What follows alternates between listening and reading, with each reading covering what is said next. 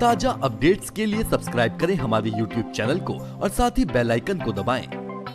नमस्कार, आज हमारे साथ श्रमिक मंत्र स्टूडियो में मौजूद हैं बहुत ही कर्मठ और खासकर समाज सेवी और पेशे की बात करें अपने पेशे से लैब सहायक जो दून गांधी हॉस्पिटल में कार्यरत हैं संदीप गुप्ता जी।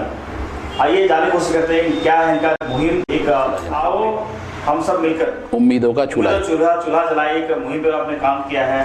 और खासकर पहले अपने वाले लोग हमारे सभी दर्शकों को बताइए, आप बतौर लैब सहायक लैब में काम करते हैं दून हॉस्पिटल में काम चिकित्सा में कितने साल से काम करते हैं? मैं गांधी नेत्र चिकित्सालय में तो फिलहाल 4 वर्षों से काम कर रहा हूं, पर उससे पहले मैं दून चिकित्सालय में लैब सहायक के पद पे कार्यरत था। और वहां से मैं अपने काम के बाद जो एक मुहिम चलाते हैं हम लोग, टीम मैं हूँ सेवादार की, भोजन उतना ही ले थाली में, व्यर्थ ना जाए नाली में, और भोजन का कण भर और जीवन का क्षण भर व्यर्थ ना जाए, ऐसी मुहिम चलाते हैं हम लोग। पीछे बात करें जो ये प्रेरणा मिली आपको, एक जन जागरूक करने का काम किया, आपको लगा अपने काम को करते, ड्यूटी आवर्स सबका अपना बिजी शेड्यूल होता है, आपका भी जैसे लैब का काम करते हैं तो प्रेशर बहुत होता है आपका, चेक आप लैब टेस्ट करने को लेकर आजकल कोरोना टाइम में बहुत ज़्यादा, उसमें टाइम निकाले कैसे मैनेज कैसे कर पाते हैं, इससे आसान कैसे होता आपके लिए?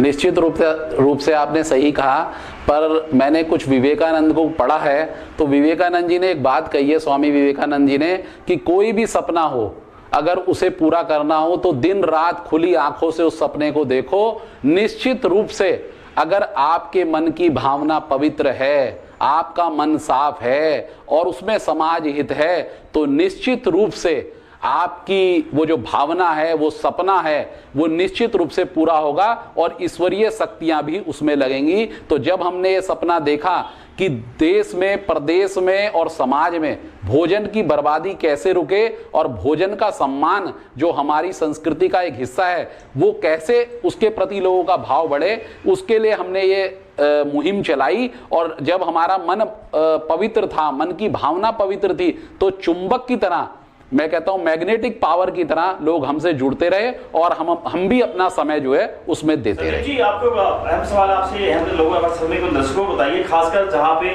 प्रेरणा की बात में हर कोई प्रेरणा जागरूक करने की कोशिश करते हैं, लेकिन बहुत सारे मुहिम है अभियान चलाने के, आपके जब बेस्ट आपके खाना शादी विवाह भी जाते हैं, आप भी जाते होंगे, तो ये बात किसी के जहन में क्यों नहीं आई अब तक कि इतने बर्बादी होते हैं? हम देखते हैं, आंखों से देखते हैं, तो हमारे सामने प्लेट को फेंक और सामान फेंका जाता है, उसमें हम भी हैं, आप भी हैं, कई बार हम भी न चाहते हुए खाना स्वाद लगा उठा के उस पर प्लेट फेंक दिया हमने। तो आखिर ये दिमाग में जहन में कैसे आया आपको? 2016 की बात है, सर्दियों में मैं भी एक शादी में ही ऐसे ही गया था जैसा आपने सवाल किया। मैं और मेरी पत्नी दोनों साथ में थे। तो जब मैं शादी में, मैंने भी प्लेट भर भोजन जैसा लेते हैं अमूमन लिया और मैंने भी जितना उसमें खाना खा सकता था खाया और बाकी मैंने भी डस्टबिन में अपनी थाली रख दी और हाथ में मिष्ठान लेके मैं बाहर निकला। तो जैसे ही मैं वेडिंग पॉइंट के बाहर आया तो वहां पर कुछ 5-7 बालक बच्चे खड़े थे, छोटे बच्चे, जो बार बार मेरे मिठाई के दोने की ओर देख रहे थे। तो मैंने अपनी पत्नी से कहा कि क्या मैं ये दोना इनको दे दूं? तो उन्होंने कहा कि दे दो। तो मैं इधर दोना मैंने जैसे ही यूं करा, आप मानोगे नहीं कि वो बालक इस तरह मेरे दोने के ऊपर झपटे कि वो कितने भूखे रहे होंगे और कितने ललायित रहे होंगे।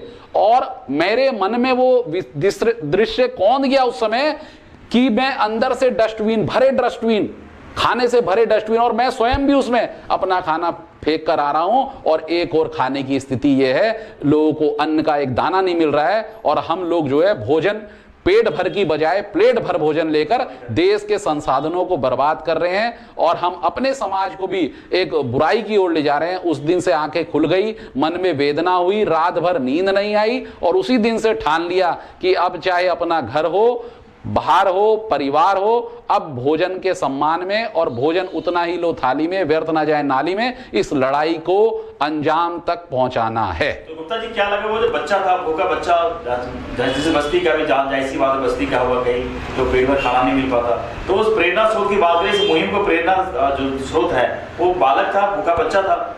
हाँ, बालक था, वो भूखा बच्चा था। और उसके बाद जो है मैंने अगले दिन जब मैंने अगले दिन वहां के स्थानीय लोगों से पता किया कि ये कौन सी बस्ती के लोग आते होंगे इस वेडिंग पॉइंट के पास, तो किसी ने मोटा मोटा मुझे बताया कि सामने एक बस्ती है नाले के किनारे, उस तरफ के लोग हैं ये।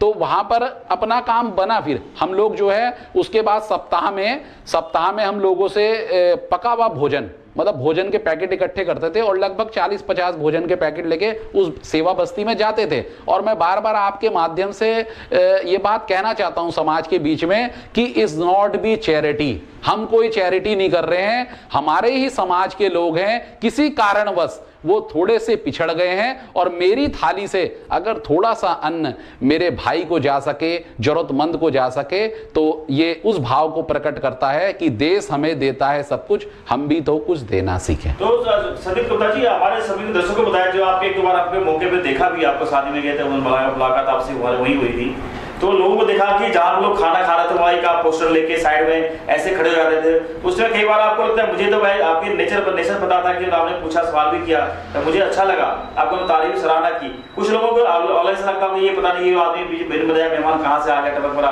हमारे शादी को गलत नजर से देख रहा है, ये कहीं ना कहीं इस तरीके से आपको दुष्प्रभाव भी लगा, कुछ ऐसा हुआ कुछ? निश्चित रूप से प्रारंभ जब होता है किसी काम का तो उसमें कई कठिनाइयां भी आती हैं। और मैं कई शादियों में गया जहां पर मुझे बुलाया भी नहीं गया था और जहां मुझे बुलाया भी गया था। तो मैं पहुंचा और मेरा जो शादी के पास सबसे मेरा पॉइंट होता है, जो मैं जहां पर खड़ा होता हूं, मतलब मेरा जो ड्रीम पॉइंट है, एक तरह से मेरी जो सपनों की जगह है, वो मेरी जगह होती है डस्टबिन के पास खड़े होना, जहां लोग थाली को रखते हैं, फेंकते हैं भोजन को। तो मैं वहां खड़ा होता हूं, मेरे पास एक तख्ती होती है, थाली होती है, जिसमें लिखा रहता है भोजन उतना ही लें थाली में, व्यर्थ ना जाए नाली में। तो मैं ये लेकर खड़ा हो जाता हूं। तो कई लोगों ने मुझे उस समय कहा, भाई हमने तो आपको नहीं बुलाया, हु आर यू, आप कौन है? तो जब वहां 4-5 लोग इकट्ठे हुए, उन्हें वो भी सब मेरे ऊपर एक तरह से प्रेशर करने लगे कि भाई आप बाहर जाइए, आप यहाँ क्यों खड़े हो रहे हैं, हमारे मेहमान नाराज हो जाएंगे। तो पर वहां पर कुछ समझदार लोग भी आते हैं ऐसे मौकों पर, वो भी बोलते हैं कि भाई ये व्यक्ति क्या कह रहा है, ये व्यक्ति जो है भोजन की बर्बादी रोकने की बात कर रहा है, हमारे मेहमानों को ये तो नहीं कह रहा ना कि भोजन मत खाओ। हम ये कह रहे हैं कि भोजन आप पेट भर लें, प्लेट भर ना लें। और कई लोगों को ये समाज में अन्य प्रकार के लोग हैं, कई लोगों को इस बात का गुमान भी है, मैं बड़ी क्षमा के साथ ये बात शब्द का प्रयोग कर रहा हूं, कई लोगों को गुमान है इस बात का कि ये अन्न जो है हमने अपने पैसों का लेकर खाया है। हाँ, मैं मानता हूं ये धन आपका है, पर जो अन्न जो है वो इस राष्ट्र की संपत्ति है, इस राष्ट्र के तमाम संसाधन साधन लगे हैं और एक एक अन्न पर एक एक अन्न के दाने पर हमारे देश की तमाम शक्तियां लगी हैं। किसान का खून पसीना लगा है, उसको हम बर्बाद नहीं करने देंगे। इसलिए हम बार बार कहते हैं, अन्न धन आपका हो सकता है पर अन्न राष्ट्र की संपत्ति है। ये थे हमारे साथ बहुत ही कर्मठ जनसेवी, खासकर जो अपने मिशन उन्होंने शुरू किया था कच्चे अनाज को लेकर, बहुत अच्छा मुहिम लगा। खासकर दूसरे प्रभावित हुआ मुझे नहीं पता, इनके बातों से मैं खुद इतना प्रभावित हूँ। इनको खुद मैं आग्रह किया कि डब्बा हमारे घर में जरूर दे दें, ताकि अपने खाने के कच्चे खाना राशन से एक मुट्ठी इनके लिए जरूर निकालें। इनके ऐसे लोगों के लिए जिनके घर में रात को चूल्हा जलने में मुश्किल हो जाता है, ऐसे घर में हमारा अनाज, हमारे घर का अनाज वहां पहुंचता है, तो मुझे इससे ज्यादा खुशी और नहीं हो सकती। आज के लिए बस इतना ही।